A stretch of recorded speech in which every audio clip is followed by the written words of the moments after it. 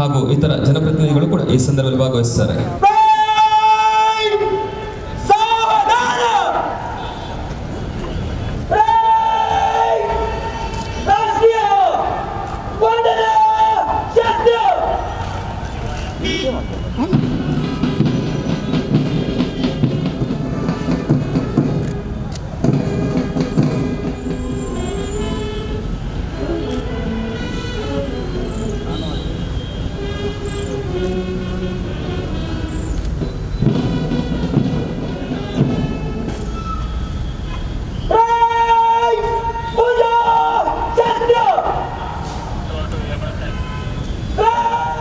ಈ ಕವಾಯತಿನ ದಂಡನಾಯಕರಾಗಿರುವ ಗಣೇಶ್ ಎಚ್.ಬಿ. ಮೀಸಲು ಪೊಲೀಸ್ ನಿರೀಕ್ಷಕರು, ಜಿಲ್ಲಾ ಸಶಸ್ತ್ರ ಮೀಸಲು ಪಡೆ ಮಂಗಳೂರು ಇವರು ಮಾನ್ಯ ಉಸ್ತುವಾರಿ ಸಚಿವರನ್ನು ಕವಾಯತು ವೀಕ್ಷಣೆಗಾಗಿ ಆಹ್ವಾನಿಸುವುದಕ್ಕೆ ಆಗಮಿಸುತ್ತಿದ್ದಾರೆ.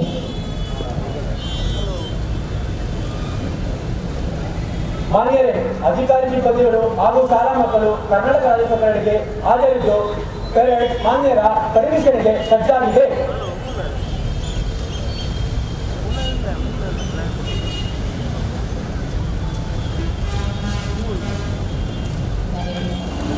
ಆತ್ಮೀಯರೇ, ನಿಮ್ಮ ಅವಗಾಹನೆಗಾಗಿ ಕವಾಯತು ಪೊಲೀಸರ ದೇಹ ಭಾಷೆಯನ್ನು ರೂಪಿಸಿ ಶಿಸ್ತನ್ನು ಮೈಗೂಡಿಸಿಕೊಳ್ಳಲು ಬೇಕಾಗುವ ಭದ್ರ ಬುನಾದಿಯನ್ನು ಒದಗಿಸಿಕೊಡುವ ಸಾಧನ. ಇಂಥ ಕವಾಯತಿನ ಆದೇಶಗಳು ಇದುವರೆಗೂ ಆಂಗ್ಲ ಅಥವಾ ಹಿಂದಿ ಭಾಷೆಯಲ್ಲಿಯೇ ಇರುತ್ತಿದ್ದವು. ಗಡಿನಾಡಾದ ಬೆಳಗಾವಿಯಲ್ಲಿ 2016ರ ಕರ್ನಾಟಕ ರಾಜ್ಯೋತ್ಸವದ ಸಂದರ್ಭದಲ್ಲಿ ಕನ್ನಡದ ಆದೇಶಗಳನ್ನು ಕವಾಯತಿನಲ್ಲಿ ಅಳವಡಿಸುವ ಪ್ರಕ್ರಿಯೆ ರಾಜ್ಯ ಸರ್ಕಾರದ ಮಟ್ಟದಲ್ಲಿ ಪರಿಗಣನೆಗಿದೆ. ಮೊದಲ ತಂಡದ ಪ್ರಮೋದ್ ಕುಮಾರ್ ಜಿ ಇವರಿಂದ ಗೌರವದ ವಂದನೆ. ಎರಡನೇ ತಂಡ ಪ್ಲಾಟೂನ್ ಕಮಾಂಡರ್ ಆಗಿ ಫಕೀರಪ್ಪ ಡಿ ಮೀಸಲು ಉಪನಿರೀಕ್ಷಕರು ಇವರಿಂದ ಗೌರವದ ವಂದನೆ. ಮಹಿಳಾ ಪೊಲೀಸ್ ತಂಡದ ನಾಯಕಿ ಮಂಜುಳಾ ಎಲ್ ಪೊಲೀಸ್ ಉಪನಿರೀಕ್ಷಕರು ವಂದನೆ ಸಲ್ಲಿಸುತ್ತಿದ್ದಾರೆ. ಇದೀಗ ಪೊಲೀಸ್ ಇಲಾಖೆಯ ವಾದ್ಯ ವೃಂದಗಳಿಂದ ಗೌರವ ಸಲ್ಲಿಕೆ. ಇದೀಗ ಗೃಹ ರಕ್ಷಕ ದಳದ ಪ್ಲಾಟೂನ್ ಕಮಾಂಡರ್ ಆದ ನಾಯಕ ಸಂದೀಪ್ ಸಿ.ಕೆ. ಉಪ ವಲಯ ಅರಣ್ಯಾಧಿಕಾರಿ ಇವರು ಗೌರವದ ವಂದನೆ ಸಲ್ಲಿಸಿದ್ದಾರೆ. ಆತ್ಮೀಯ 63ನೇ ಕರ್ನಾಟಕ ರಾಜ್ಯೋತ್ಸವದ ಆಚರಣೆಯ ಈ ಸಂದರ್ಭದಲ್ಲಿ ನಮ್ಮೊಂದಿಗೆ ವಿಶೇಷ ಆಹ್ವಾನಿತರಾಗಿ ಭಾಗವಹಿಸುತ್ತಿದ್ದಾರೆ ಶ್ರೀ ಪರೇಡ್ ವೀಕ್ಷಿಸಿದ ಮಾನ್ಯ ಸಚಿವರು ವೇದಿಕೆಯ ಮುಂಭಾಗಕ್ಕೆ ಮರಳುತ್ತಿದ್ದಾರೆ. ಈ ಪರೇಡ್ನ ದಂಡನಾಯಕ ಸ್ಥಾನದಲ್ಲಿರುವವರು ಗಣೇಶ್ ಎಚ್.ಬಿ. ಮೀಸಲು ಪೊಲೀಸ್ ನಿರೀಕ್ಷಕರು, ಜಿಲ್ಲಾ ಸಶಸ್ತ್ರ ಮೀಸಲು ದೀಪಿಸುವಂತೆ ಆಯೋಜಿಸಲಾಗಿದೆ. ಮಾನ್ಯರೇ, ಕರ್ನಾಟಕ ರಾಜ್ಯೋತ್ಸವ ಪೆರೇಡ್ ಪರಿವೀಕ್ಷಣೆಯು ಮುಕ್ತಾಯಗೊಂಡಿದ್ದು ಪೆರೇಡನ್ನು ಪ್ರಾರಂಭಿಸಲು ಮಾನ್ಯರಲ್ಲಿ ಅನುಮತಿ ಕೋರುತ್ತೇನೆ.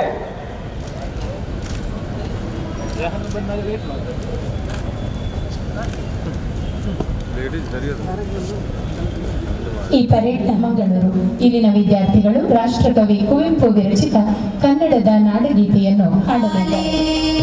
ಕಪಿಲ ಪತಂಜಲ ಗೌತಮ ಜಿನನುತ ಭಾರತ ಜನನಿಯ ತನುಜಾತೆ ಜಯ ಹೇ ಕರ್ನಾಟಕ ಮಾತೆ ಶಂಕರ ರಮನುಜ ವಿದ್ಯಾರಣ್ಯ ಬಸವೇಶ್ವರ ಮಧ್ವರ ದಿವ್ಯಾರಣ್ಯ ರನ್ನ ಷಡಕ್ಷರಿ ಪೊನ್ನ ವಂಪಲ ಕುಮಿಪತಿ ಜನ್ನ ಕುಮಾರ ವ್ಯಾಸರ ಮಂಗಳಧಾಮ ಕವಿ ಕೋಗಿಲೆಗಳ ಪುಣ್ಯ ರಾಮ ನಾನಕ ರಾಮಾನಂದ ಕಬೀರರ ಭಾರತ ಜನನಿಯ ತನುಜಾತೆ ಜಯ ಹೇ ಕರ್ನಾಟಕ ಮಾತೆ ತೈಲಪ ಹೊಯ್ಸಳರಾಳಿದ ನಾಡೆ ಟಂಕಣ ಜಕಣರ ನೆಚ್ಚಿನ ಬೀಡೆ ಕೃಷ್ಣ ಶರಾವತಿ ತುಂಗ ಕಾವೇರಿಯವರ ರಂಗ ಚೈತನ್ಯ ಪರಮಹಂಸ ವಿವೇಕರ ಭಾರತ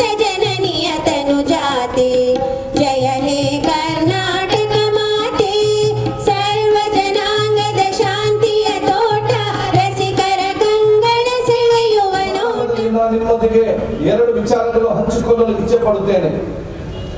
8 ಜ್ಞಾನಪೀಠ ಪ್ರಶಸ್ತಿಗಳನ್ನು ಪಡೆದ ಭಾಷೆ ಎಂದರೆ ಅದು ನಿಮ್ಮೆಲ್ಲರ ಪ್ರೀತಿಯ ಕನ್ನಡ. ಕುವೆಂಪು, ದಾರಾ ಬೇಂದ್ರೆ, ಶಿವರಾಮ್ ಕಾರಂತ್, ಗೋಕಾಕ್, ಮಾಸ್ಟರ್ ವೆಂಕಟೇಶ್ ಅಯ್ಯಂಗಾರ್, ಯುಆರ್ ಅನಂತಮೂರ್ತಿ, ಗಿರೀಶ್ ಕಾರ್ನಾಡ್ ಮತ್ತು ಚಂದ್ರಶೇಖರ್ ಕಂಬಾರ ಈ 8 ಜನ ಸಾಹಿತ್ಯದ ಬೇರೆ ಬೇರೆ ಪ್ರಕಾರಗಳಲ್ಲಿ ಕನ್ನಡಕ್ಕೆ ಗರಿಷ್ಠ ಜ್ಞಾನಪೀಠ ಪ್ರಶಸ್ತಿಯನ್ನು ತಂದುಕೊಟ್ಟವರು. ಈ ಮಹಾನ್ ಕನ್ನಡಿಗರಿಗೆ ಈ ಸಂದರ್ಭದಲ್ಲಿ ಪ್ರೀತಿಪೂರ್ವಕ ಗೌರವಪೂರ್ಣ ನಮನಗಳನ್ನು ಸಲ್ಲಿಸುತ್ತೇನೆ. ಸಾಹಿತ್ಯಕ್ಕಾಗಿ ಅತಿ ಹೆಚ್ಚು ಪ್ರಶಸ್ತಿಗಳಿಂದ ಪುರಸ್ಕೃತವಾದರೆಂದರೆ ಕನ್ನಡ ಸಾಹಿತ್ಯದಿಂದಾಗಿ ಜಗದ ಕವಿ, ಯುಗದ ಕವಿ ಎಂದು ಗೌರವಿಸಲ್ಪಡುವ ರಾಷ್ಟ್ರಕವಿ ಕುವೆಂಪು ಇವರು ಕನ್ನಡಿಗರ ಹೆಮ್ಮೆ. ಕುವೆಂಪು ಅವರ ಒಂದು ಸುಂದರ ಮಾತು ನಾನಿಲ್ಲಿ ಸ್ಮರಿಸ ಬಯಸುತ್ತೇನೆ. ಕನ್ನಡಕ್ಕೆ ಕೈ ಎತ್ತು, ಕನ್ನಡಕ್ಕೆ ಕೈ ಎತ್ತು, ನಿನ್ನ ಕೈ ಕಲ್ಪವೃಕ್ಷವಾಗುತ್ತದೆ. ಕನ್ನಡಕ್ಕೆ ಕೊರಲೆತ್ತು, ನಿನ್ನ ಧ್ವನಿ ಪಾಂಚಜನ್ಯವಾಗುತ್ತದೆ. ಇಂದು ಕನ್ನಡ ರಾಜ್ಯೋತ್ಸವವನ್ನು ಅತ್ಯಂತ ಸಂಭ್ರಮದೊಂದಿಗೆ ಆಚರಿಸಿರುವ ನಾವು ನಮ್ಮ ಆತ್ಮಸಾಕ್ಷಿಯೊಂದಿಗೆ ಒಂದು ಪ್ರಶ್ನೆ ಕೇಳಿಕೊಳ್ಳಬೇಕಾಗಿದೆ. ಕುವೆಂಪು ಅವರು ಈ ಕಡೆಗೆ ಹೋಗೊಟ್ಟು ನಾವು ಎಷ್ಟು ಜನ ಕನ್ನಡಕ್ಕಾಗಿ ಕೈ ಎತ್ತಿದ್ದೇವೆ, ಕನ್ನಡಕ್ಕಾಗಿ ಕೊರಲೆತ್ತಿದ್ದೇವೆ? ವರ್ಷಕ್ಕೊಮ್ಮೆ ಬರುವ ಕನ್ನಡ ರಾಜ್ಯೋತ್ಸವದಂದು ಒಂದು ದಿನ ಕನ್ನಡವನ್ನು ನೆನಪಿಸಿದರೆ ಸಾಕೆ? ಅಲ್ಲ, ಕನ್ನಡ ನಮ್ಮ ನಿಮ್ಮ ನಿತ್ಯದ ಬದುಕಾಗಬೇಕೆ? ಕರ್ನಾಟಕ ಏಕೀಕರಣ ಚಳವಳಿಗೆ ಸುದೀರ್ಘ ಇತಿಹಾಸವಿದೆ. 1890ರಲ್ಲಿ ಧಾರವಾಡದಲ್ಲಿ R.H. ಪಾಂಡೆಯವರು ಹುಟ್ಟು ಹಾಕಿದ ಕರ್ನಾಟಕ ವಿದ್ಯಾವರ್ಧಕ ಸಂಘವು ಕನ್ನಡ ಪರ ಹೋರಾಟ ಸ್ಥಾಪಿಸಲ್ಪಟ್ಟ ಮೊತ್ತ ಮೊದಲ ಸಂಘ. ಆಲೂರು ವೆಂಕಟರಾಯರು ಎಂಬ ದಿಟ್ಟ ಕನ್ನಡ ಹೋರಾಟಗಾರ ಈ ಸಂಘ ಸೇರಿದಾಗ ಕನ್ನಡ ಏಕೀಕರಣ ಹೋರಾಟಕ್ಕೆ ಆಣೆಯ ಬಲ ಬಂತು. ಕರ್ನಾಟಕ ವಿದ್ಯಾವರ್ಧಕ ಸಂಘ ಸ್ಥಾಪನೆ ನಂತರ ಆ ಸಂಘದ ನಿರಂತರ ಶ್ರಮದಿಂದಾಗಿ ನಾಡಿನ ಉದ್ದಗಲಕ್ಕೂ ಹಲವಾರು ಸಂಘಗಳು ಹುಟ್ಟಿಕೊಂಡವು.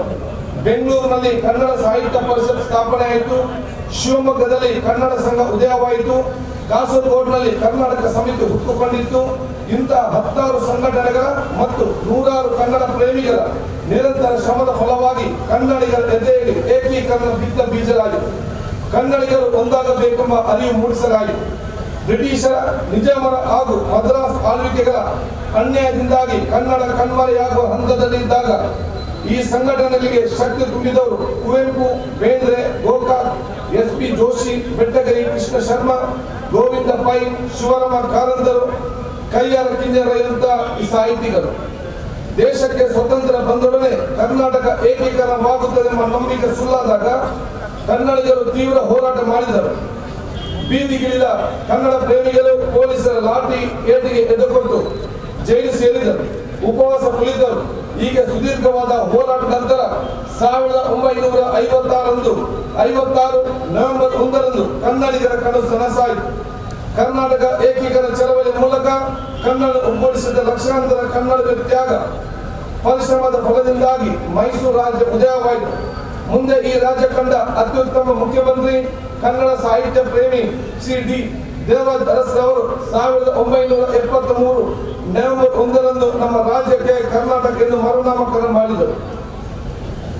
ದಕ್ಷಿಣದಲ್ಲಿ ಕರ್ನಾಟಕ ಏಕೀಕರಣದ ಮೊದಲ ಕೂಗು ಮೊಳಗಿದ್ದು ಕಾಸರಗೋಡಿನಲ್ಲಿ. ಆದರೆ ಏಕೀಕರಣವಾಗುವಾಗ ಕಾಸರಗೋಡು ನಮ್ಮ ಕೈ ತಪ್ಪಿ ಹೋಯಿತು. ಭೌಗೋಳಿಕ ಹಾಗೂ ಸಾಂಸ್ಕೃತಿಕವಾಗಿ ಕನ್ನಡದ ಅವಿಭಾಜ್ಯ ಅಂಗವಾಗಿದ್ದ ಕಾಸರಗೋಡನ್ನು ನಾವು ಕಳೆದುಕೊಂಡಿದ್ದು ಅತ್ಯಂತ ವಿಷಾದನೀಯ. ಆದರೂ ಕನ್ನಡ ಕಾಸರಗೋಡು ಇಂದು ಕೂಡ ಜೀವಂತವಾಗಿದೆ. ಅದಕ್ಕಾಗಿ ಈಗಾಗಲೇ ಶ್ರಮಿಸಿದ ಪ್ರತಿಯೊಬ್ಬರಿಗೂ ನಮ್ಮ ಪರವಾಗಿ ವಿಶೇಷವಾದ ಕೃತಜ್ಞತೆ, ಅಭಿನಂದನೆ ಸಲ್ಲಿಸಿ ಮುಂದಿನ ವರ್ಷದಿಂದ ದಕ್ಷಿಣ ಕನ್ನಡ ಜಿಲ್ಲಾ ಕನ್ನಡ ರಾಜ್ಯೋತ್ಸವ ಪ್ರಶಸ್ತಿ ಕೊಡುವ ಸಂದರ್ಭದಲ್ಲಿ ಗಡಿನಾಡ ಕನ್ನಡಿಗರ ಒಂದು ಪ್ರಶಸ್ತಿಯನ್ನು ಮೀಸಲಿಲ್ಲವನ್ನು ನಾನು ತಿಳಿಸಲಿಕ್ಕೆ ಇಚ್ಛಿಸ್ತೇನೆ. ಇಷ್ಟೊಂದು ತ್ಯಾಗ, ಬಲಿದಾನ, ಹೋರಾಟದ ಮೂಲಕ ಏಕೀಕರಣಗೊಂಡ ಕರ್ನಾಟಕ ಕನ್ನಡಿಗರನ್ನು ನಾವು ನಮ್ಮ ಹಿರಿಯರನ್ನು ಎಷ್ಟು ನೆನಪಿಟ್ಟುಕೊಂಡಿದ್ದೇವೆ, ಕನ್ನಡಕ್ಕಾಗಿ ಏನು ಮಾಡಿದ್ದೇವೆ, ನಾವೆಷ್ಟು ಕನ್ನಡ ದಿನಪತ್ರಿಕೆಗಳನ್ನು ಕೊಂಡು ಓದುತ್ತಿದ್ದೇವೆ, ಎಷ್ಟು ಕನ್ನಡ ಪುಸ್ತಕಗಳನ್ನು ಕಲಿಸುತ್ತೇವೆ, ನಮ್ಮ ಮಕ್ಕಳನ್ನು ಎಷ್ಟು ಕನ್ನಡ ಶಾಲೆಗಳಿಗೆ ಕಲಿಸುತ್ತಿದ್ದೇವೆ, ಎಷ್ಟು ಕನ್ನಡ ನಾಟಕಗಳನ್ನು, ಚಲನಚಿತ್ರಗಳನ್ನು ನೋಡುತ್ತಿದ್ದೇವೆ. ಎಲ್ಲ ಪ್ರಶ್ನೆಗಳಿಗೆ ಉತ್ತರಿಸಲು ನಮಗೆ ಇಂದಿನ ದಿನಗಳಲ್ಲಿ ಸಾಧ್ಯವಾಗದು. ಇದೆಲ್ಲ ನೋಡುವಾಗ ನಾವು ನವೆಂಬರ್ ಕನ್ನಡಿಗರ ಆಗುತ್ತಿದ್ದೇವೆಂಬ ಚಿಂತೆಯಲ್ಲಿ ಇರುತ್ತಿದ್ದೇವೆ. ನಮ್ಮ ಅವಿಭಾಜಿತ ದಕ್ಷಿಣ ಕನ್ನಡ ಜಿಲ್ಲೆ ಭಾಷಾ ವೈವಿಧ್ಯತೆ ಜಿಲ್ಲೆ. ಇಲ್ಲಿ ಕನ್ನಡ, ತುಳು, ಕೊಂಕಣಿ, ಬ್ಯಾರಿ ಭಾಷೆಗಳ ಸಂಗಮವಿದೆ. ಆದರೂ ಈ ಜಿಲ್ಲೆ ಕನ್ನಡಕ್ಕೆ ನೀಡಿದ ಕೊಡುಗೆ ಅಪಾರ. ಈ ಸಂದರ್ಭದಲ್ಲಿ ಕನ್ನಡದ ಭಾಷೆ, ಸಂಸ್ಕೃತಿ, ನಾಡು ನುಡಿಗೆ ಮಹತ್ವದ ಕೊಡುಗೆ ನೀಡಿದ ಕರಾವಳಿಯ ಸಾಹಿತಿಗಳಾದ ಪಂಜ ಮಂಗೇಶರಾಯರು, ಮಂಜೇಶ್ವರ ಗೋವಿಂದ ಪೈಗಲು, ಡಾಕ್ಟರ್ ಶಿವರಾಮ್ ಕಾರಂತರು, ಕಯ್ಯಾರ ಕಿಂಜನರೈ, BM ಇದ್ದಿನವರಂತಹ ಧೀಮಂತ ಕನ್ನಡ ಸಾಹಿತಿಗಳು ನಾವಿಲ್ಲಿ ಸ್ಮರಿಸುತ್ತಿದ್ದೇವೆ. ಕನ್ನಡ ಭಾಷೆ ಮೊತ್ತ ಮೊದಲ ನಿಘಂಟನ್ನು ಸಂಪಾದಿಸಿ ರೆವರೆಂಡ್ ಪೀಟರ್ ರವರು ಅದನ್ನು ಮಂಗಳೂರಿನ ಫ್ಯಾಷನ್ ಮಿಷನ್ ನಲ್ಲಿ ಮುದ್ರಿಸಿದರು. ಕನ್ನಡದ ಮೊದಲ ಪತ್ರಿಕೆಯಾದ ಮಂಗಳೂರು ಸಮಾಚಾರವು ಕೂಡ ಮಂಗಳೂರಿನಿಂದಲೇ ಪ್ರಕಟಗೊಂಡಿತ್ತು ಎಂಬುದು ನಮಗೆ ಹೆಮ್ಮೆಯ ವಿಚಾರ. ಕನ್ನಡದ ಬೆಳವಣಿಗೆಗೆ ಕನ್ನಡವನ್ನು ಪ್ರೀತಿಸುವ, ಅಭಿಮಾನದಿಂದ ಬೆಳೆಸುವ ಮನಸ್ಸುಗಳು ಬೇಕು. ಆಂಗ್ಲ ಭಾಷೆಯ ವ್ಯಾಮೋಹದಲ್ಲಿ ಕನ್ನಡದ ಬಗ್ಗೆ ಕೀಳಿರಿಮೆ ಬೇಡ. ಜಾಗತೀಕರಣ, ಉದಾರೀಕರಣ, ಖಾಸಗೀಕರಣದಂತಹ ಸಿದ್ಧಾಂತದ ಸಂದರ್ಭದಲ್ಲಿ ಕನ್ನಡ ನಾಡು ನುಡಿ ಮತ್ತು ಸಂಸ್ಕೃತಿಯನ್ನು ಉಳಿಸಿ ಬೆಳೆಸುವ ಜವಾಬ್ದಾರಿ ನಮ್ಮೆಲ್ಲರ ಮೇಲಿದೆ. ಸರ್ಕಾರವು ಕನ್ನಡದ ಬೆಳವಣಿಗೆ ಕೈಗೊಳ್ಳುವ ಕಾರ್ಯಗಳು ಯಶಸ್ವಿ ಆಗಬೇಕಾದ್ರೆ ಅದಕ್ಕೆ ಕನ್ನಡಿಗರೆಲ್ಲರ ಸಹಕಾರವು ಅತಿ ಅಗತ್ಯ.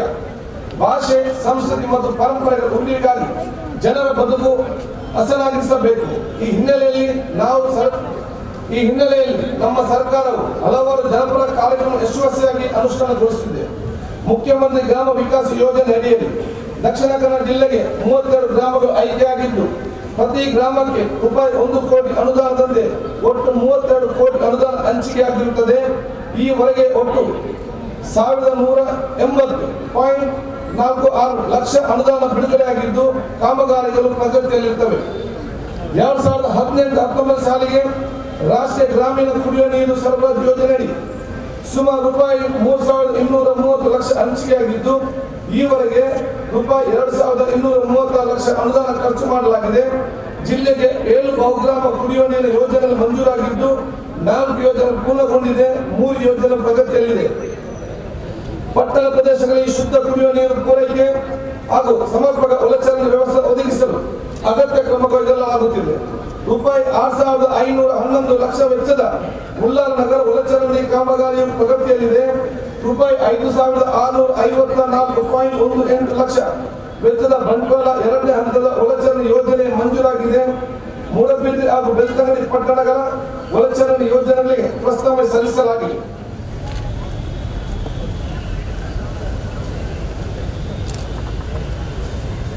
ಮಾನ್ಯರೇ, ಕರ್ನಾಟಕ ರಾಜ್ಯದ ಪೆರೇಡ್ ಮುಕ್ತಾಯಗೊಂಡಿದ್ದು ಪೆರೇಡನ್ನು ವಿಸರ್ಜಿಸಲು ಮಾನ್ಯರಲ್ಲಿ ಅನುಮತಿ ಕೋರುತ್ತೇನೆ.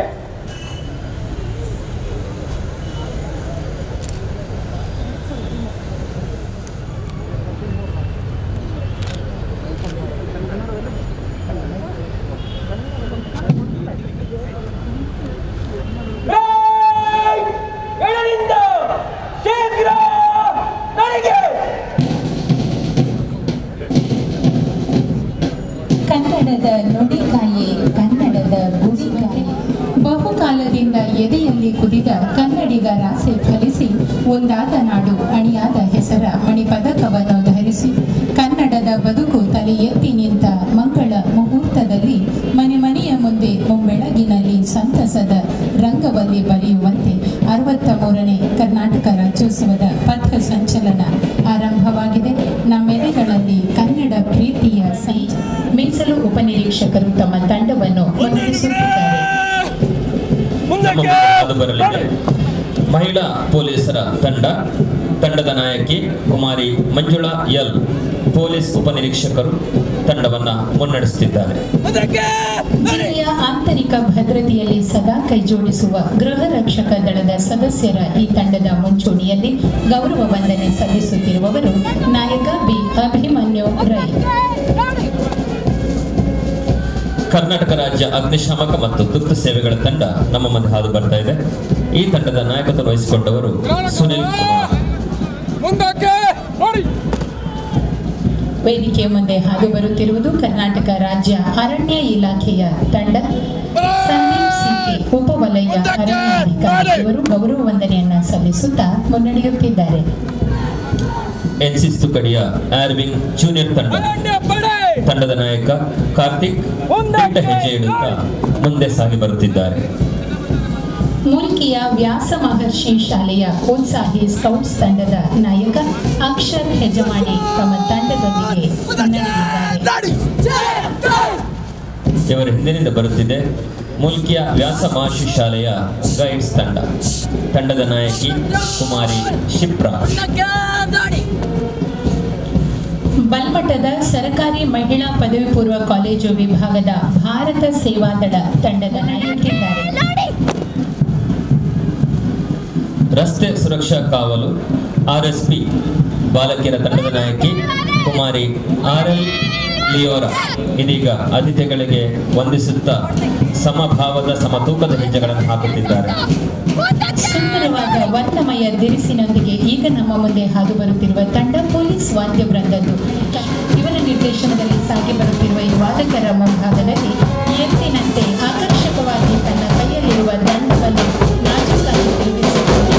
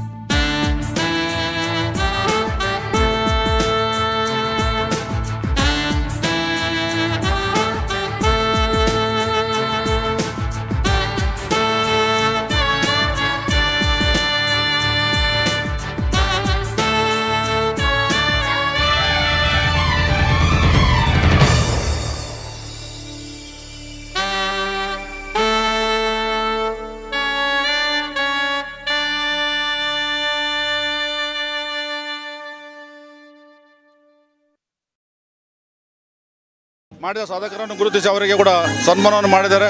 ತುಂಬ ಸಂತೋಷವಾಯಿತು. ಇಂಥ ಒಂದು ಕಾರ್ಯಕ್ರಮದಲ್ಲಿ ಸನ್ಮಾನವನ್ನು ತಗೊಂಡಿದ್ದೇನೆ ಅಂದರೆ ನಾನು ನಿಜವಾಗಿ ನಾನು ಧನ್ಯನಾಗಿದ್ದೇನೆ. ಅದು ಕೂಡ ನನ್ನ ಈ ಕನ್ನಡ ಮಾತೆ, ಈ ಕನ್ನಡಿಗ ನನ್ನ ಊರಿನಲ್ಲಿ,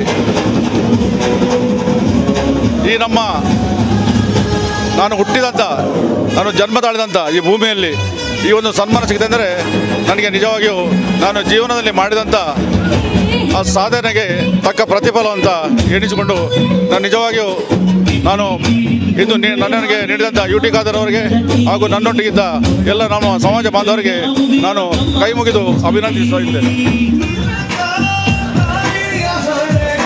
ಓಂ ಶ್ರೀ ಗುರುಭ್ಯೋ ನಮಃ. ದಕ್ಷಿಣ ಕನ್ನಡ ಜಿಲ್ಲಾ ರಾಜ್ಯೋತ್ಸವ ಪ್ರಶಸ್ತಿ, ಈ ಸಾಲಿನ ಪ್ರಶಸ್ತಿ ನನ್ನ ಪಾಲಿಗೆ ಒದಗಿ ಬಂದಿದೆ. ಇದಕ್ಕೆ ಮುಖ್ಯ ಕಾರಣ ಶ್ರೀದೇವರ ಅನುಗ್ರಹ, ಹಾಗೆ ನನ್ನ ಮಾತಾಪಿತೃಗಳ ಆಶೀರ್ವಾದ, ಹಾಗೆ ಗುರುಗಳ, ಹಿತೈಷಿಗಳ, ಬಂಧು ಮಿತ್ರರ, ನಮ್ಮ ಗುರುಕುಲದ ಶಿಷ್ಯವೃಂದ ಹಾಗೂ ಪೋಷಕರು, ಹಾಗೆ ನಮ್ಮ ಮಿತ್ರವೃಂದಕ್ಕೆ ಈ ಪ್ರಶಸ್ತಿಯನ್ನು ಸಮರ್ಪಿಸ್ತಾ ಇದ್ದೇನೆ. ನೃತ್ಯ ಕ್ಷೇತ್ರದಲ್ಲಿ ಕಳೆದ 27 ವರ್ಷದಿಂದ ನಾನು ನೃತ್ಯವನ್ನು ಕಲೀಲಿಕ್ಕೆ ಆರಂಭ ಮಾಡಿದ್ದೇನೆ. ಹಾಗೆ ನೃತ್ಯದಲ್ಲಿ ವ್ಯವಸಾಯ ಮಾಡಿ 10 ವರ್ಷವಾಯಿತು. ಮಂತ್ರನಾಟ್ಯ ಕಲಾ ಗುರುಕುಲದ ಚುಕ್ಕಾಣಿಯನ್ನು ಹಿಡಿದುಕೊಂಡು ದೇಶದ ಹಲವು ರಾಜ್ಯಗಳಲ್ಲಿ ಹಾಗೆ ವಿದೇಶಗಳಲ್ಲಿ ಕೂಡ ನೃತ್ಯ ಪ್ರದರ್ಶನವನ್ನು ನೀಡಲು ಎಲ್ಲ ಕಲಾಭಿಮಾನಿಗಳ ಪ್ರೋತ್ಸಾಹವೇ ಕಾರಣ. ಹಾಗೆ ಮುಂದಿನ ದಿನಗಳಲ್ಲಿ ಇನ್ನೂ ನಮ್ಮ ಗುರುಕುಲದ ಹಾಗೆ ನಮ್ಮೆಲ್ಲರ ಮೇಲೆ ಕಲಾಭಿಮಾನಿಗಳು ಪ್ರೋತ್ಸಾಹವನ್ನು ನೀಡುತ್ತಾರೆಂಬ ಭರವಸೆಯೊಂದಿಗೆ ಈ ಪ್ರಶಸ್ತಿಯನ್ನು ಶ್ರೀದೇವನ ಪಾದಾರವಿಂದಕ್ಕೆ ಸಮರ್ಪಿಸ್ತಾ ಇದ್ದೇನೆ. ಎಲ್ಲರಿಗೂ ಒಳ್ಳೆಯದಾಗಲಿ. ನಮಸ್ಕಾರ.